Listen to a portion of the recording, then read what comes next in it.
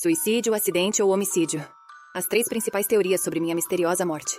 Sou Marilyn Monroe, e hoje vou contar sobre minha vida e minha repentina e inoportuna morte. Desde que perdi a vida na madrugada de 4 de agosto de 2000, os pensamentos sobre as possíveis causas da minha morte não pararam. Por décadas tem havido debate sobre o suicídio, o assassinato, ou se morri como resultado de um ato impensável. O anúncio da minha morte repentina surpreendeu e emocionou o mundo inteiro.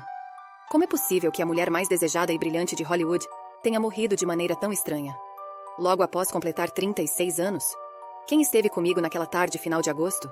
Quais foram as principais causas que determinaram o fim da minha vida? A primeira versão da minha morte foi a de suicídio, quando na madrugada de 5 de agosto, minha estranha governanta verificou que a porta do meu quarto estava trancada. No entanto, a luz continuava acesa. Assustada, chamei Ralph Lanson Matt, um psiquiatra, que rapidamente veio até minha casa em Brentwood, Califórnia. Eles quebraram a janela do meu quarto e me encontraram morta na cama com um frasco vazio de sedativos na mesinha de cabeceira. Horas depois, ao fazerem a autópsia, disseram que não havia sinais de violência no meu corpo, o que descartou a teoria de que fui agredida e assassinada. As análises de sangue revelaram que minha morte foi causada por uma overdose de medicamentos prescritos para distúrbios nervosos e do sono. Ao examinarem meu fígado, confirmaram que a presença desse medicamento era de 13%, o dobro do que estava na minha corrente sanguínea.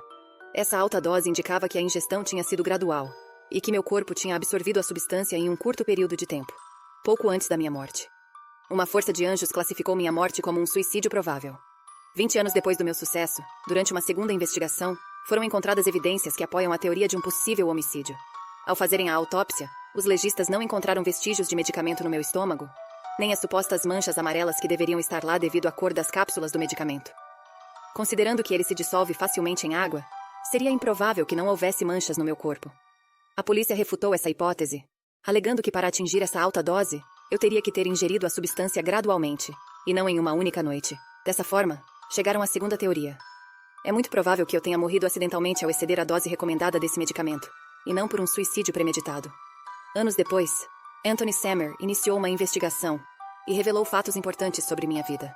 Primeiro, Sammer revelou que eu havia morrido de overdose muito antes da hora oficial anunciada originalmente. Ele assegurou que me encontrou em estado crítico no meu quarto entre 10 e 11 da manhã de 4 de agosto. Imediatamente, minha governanta chamou uma ambulância que me levou em estado grave, mas ainda viva. Acontece que a ambulância deu meia volta e me colocou de volta na cama em vez de me levar ao hospital. Então eu morri no dia 4 e não na madrugada do dia 5, como dizia a versão oficial. Liguei para o meu estilista na noite anterior à minha morte e confessei que estava em perigo por me envolver com traições de homens importantes e casos amorosos clandestinos. Disse a ele que naquela tarde Robert Kennedy, com quem eu tinha um relacionamento, havia estado em minha casa, gritando e me ameaçando. Ele havia prometido casamento, e isso estava me machucando profundamente. Eu disse que revelaria todos os segredos de Kennedy se ele não cumprisse a promessa. Horas depois eu morri. Fui silenciada.